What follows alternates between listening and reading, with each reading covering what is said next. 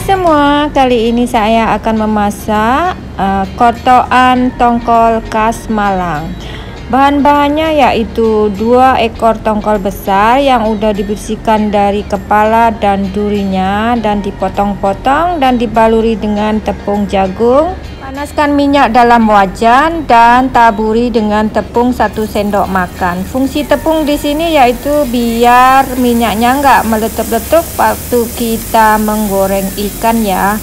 Goreng ikan setengah masak, nggak usah garing-garing, cukup agak kecoklatan bisa diangkat ya.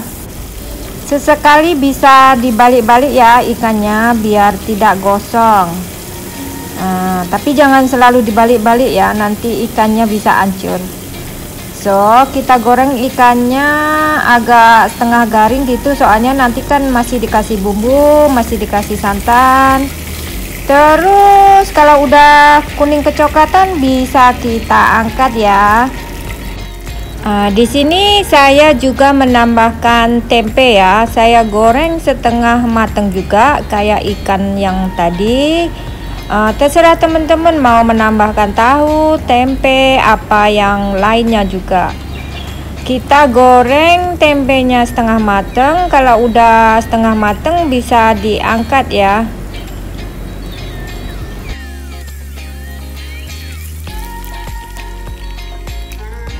Kita siapkan 6-8 siung bawang merah, kita chop kasar aja, ditambah dengan 5-6 butir bawang putih, juga cabai merah besar 2 biji, terus kita potong-potong juga.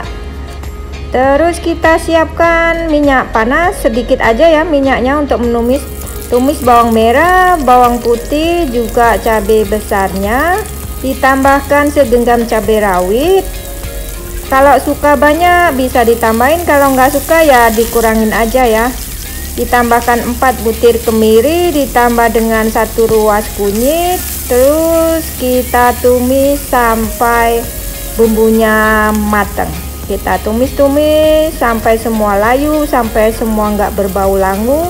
Baru kita bisa angkat, dan terserah teman-teman, kalau suka diulek bisa diulek, di blender juga bisa.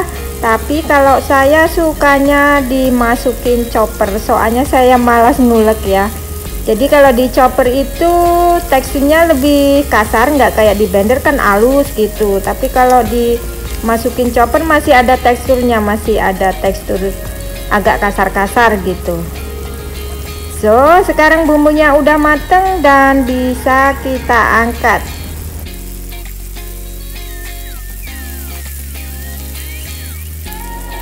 Masukkan bumbu ke dalam chopper, tambahkan 1 inci kencur, terus blender ke semua bumbu sampai halus dan merata.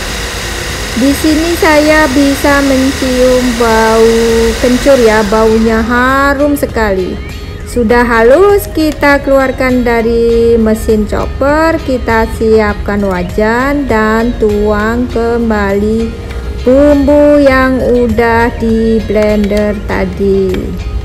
Nah, tuang semua ke dalam wajan, tapi di sini saya udah nggak pakai minyak lagi ya. Soalnya tadi kan bumbunya udah digoreng. Tuang semua sampai bersih, dan itu mangkok choppernya bisa ditambahkan air ya, biar bumbunya tidak membazir.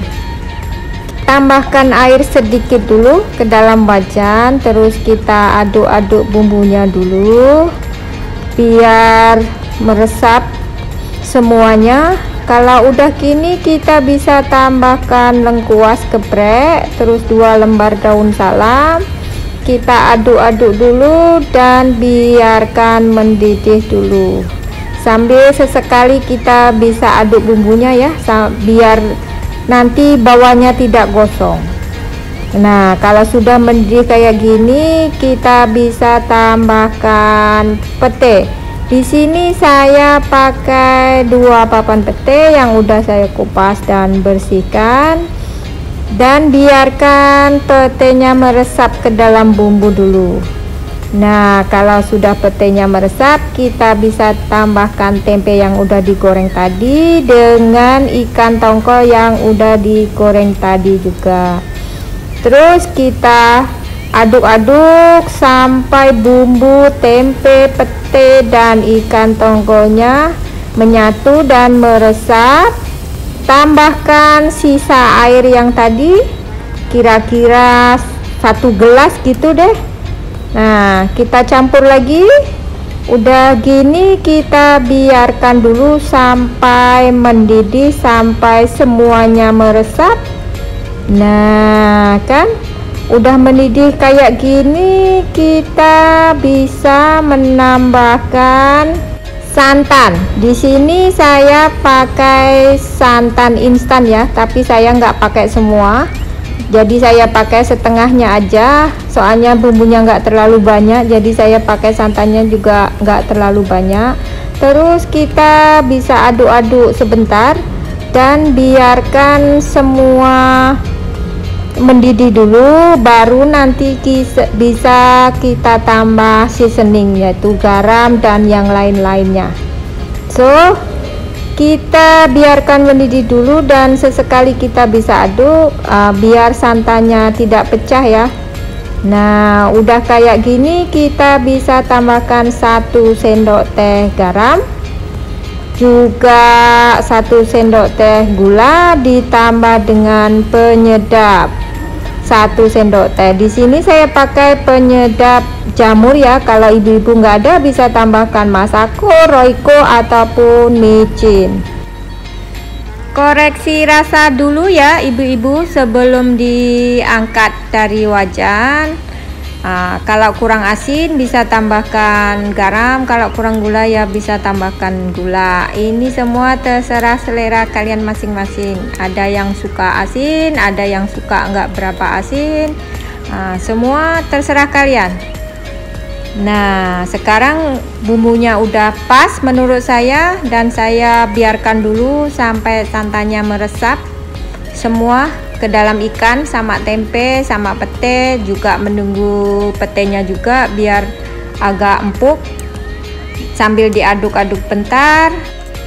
Nah, sekarang bumbunya udah meresap dan kuahnya juga udah sedikit asat atau menyusut. Kita bisa siapkan piring saji. Nah, sekarang udah mateng. Kita angkat semua, kita masukkan piring saji dan siap dihidangkan ya teman-teman.